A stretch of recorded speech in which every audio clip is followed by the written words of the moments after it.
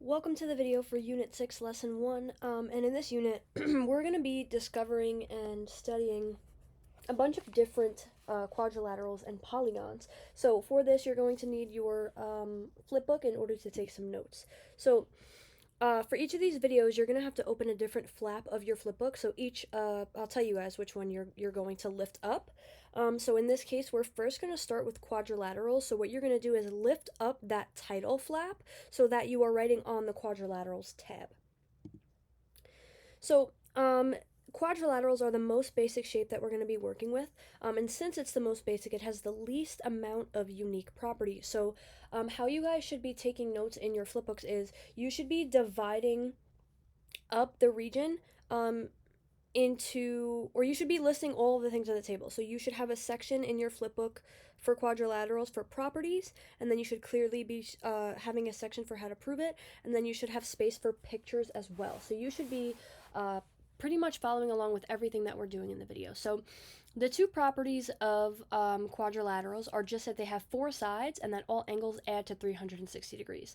Now, how to prove it? In this case, we don't really have to prove quadrilaterals because it's a really, really basic shape. So we're not going to really have to worry about the methods of how to prove this.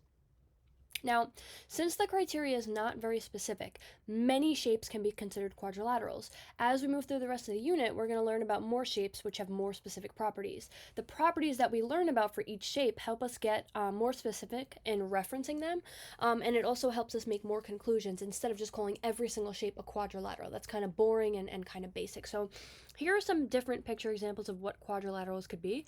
Again, remember quadrilaterals, if you go back to the previous slide, and you guys should have this stuff written down in your flipbooks, is that they have four sides and that all angles add to 360 degrees. So what you should also draw are these different examples of quadrilaterals. Now, I'll draw your attention. These are pretty basic ones. We've seen all of these before, with the exception of maybe this one, right? This is kind of a weird arrow looking, the head of an arrow looking, it looks like that.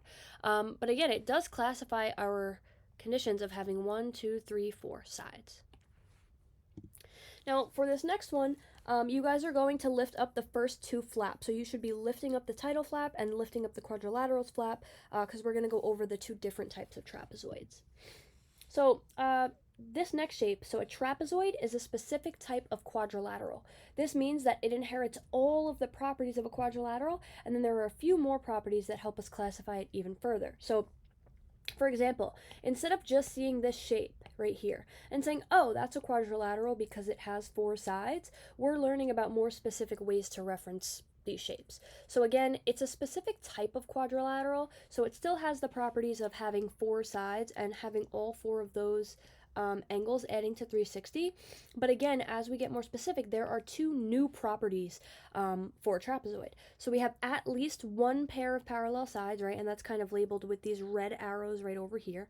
And then the second one is that same side interior angles are supplementary. So this brings back our prior knowledge as well, because if we have parallel sides, right, if these two sides are parallel to one another, we should automatically be thinking about those angle pairs that we developed way back in the beginning of the year.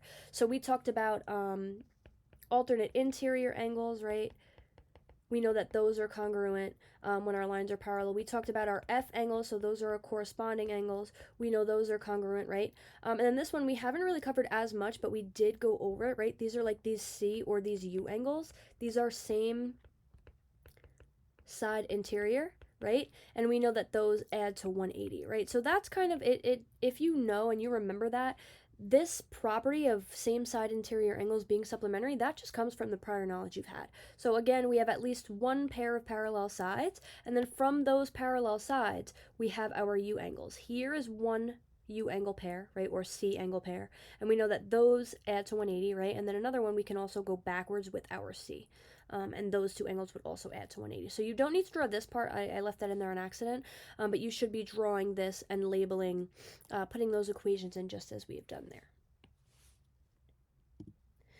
All right, now we're going to get into one specific type of trapezoid. So the next shape is an isosceles trapezoid. So obviously it's still a trapezoid, and which means it's still a quadrilateral, right? So it inherits all of the properties of a regular trapezoid, and then there are a few more properties that help us classify it as isosceles. So remember, again, this is kind of like a it's a family tree. So as we go down the family tree, all of the shapes are going to inherit the properties of the shapes above it. So for example, these two, 4 sides and all angles adding to 360, remember those were the properties of a quadrilateral, right? And then as we got more specific, right, we learned about were the 2 new properties of the trapezoid. So new trapezoid properties. But now we're getting even more specific. So there are 2 new properties that we're learning about here that help us classify it as an isosceles trapezoid. So one pair of opposite sides are congruent. So in this diagram, we have these 2 green sides over here. Those are congruent. And then we have angles across from opposite sides are congruent. So what that means is that this angle is going to be congruent to this angle, and then this angle is going to be congruent to this angle. But remember, all of the other properties still hold. So for example, we should still have at least 1 pair of parallel sides, right? All of those angles still add to 360. Those same side interior angles, right, those U angles are still going to be supplementary over here, right? So as we're listing our new shapes, I'm not always going to list all of the properties that come before, but you guys are kind of responsible for studying those, because when we get onto more complex shapes, we're not going to keep crawling all the way back up to the family tree of like quadrilaterals. You guys have to just kind of remember those. So how to prove it? We're not really going to be proving isosceles trapezoids or trapezoids either. This second column of how to prove it is going to come more handy when we get to the next couple shapes. So we also have the median of a trapezoid. You want to also put this in your trapezoid flap. The median is going to connect 2 midpoints of the sides. So we might have to use this formula of the median being base 1 plus base 2 divided by 2. So in this picture, you want to draw this picture, and you might even want to label it. So A is base 1, C is base 2. So your bases are just like the top and the bottom of the trapezoid. And they're usually the parallel parts as well. And then B is the median right here. And another way to think of it, well, it depends really. You don't really have to look at that part, but it's base 1 plus base 2 over 2. So we're going to need that formula to help us with the task card. Now, last but not least, in the last column or in the last flap of your flip book, make sure you're writing the family tree on it. This is something we're going to be adding to after every single video. So far, what I want you guys to do is put quadrilaterals at the very top of that flap, because quadrilaterals are like the very, very top of our family tree that we're going to be working with.